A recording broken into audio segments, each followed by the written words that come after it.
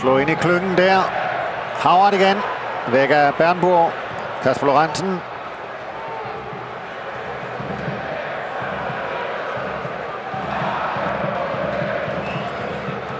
Gislason. Flikflakke. Drømmemål. Stefan Gislason. Laver altså et stående saksespark. Og så ser den ellers op i krogen.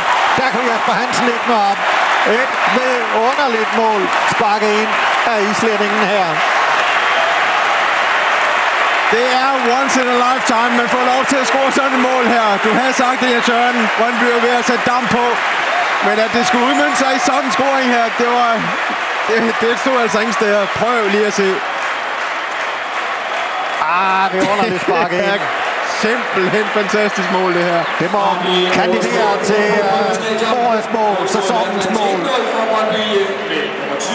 Og Gislasons 5. sæsonmål. Og jeg garanterer det flotteste af den alle.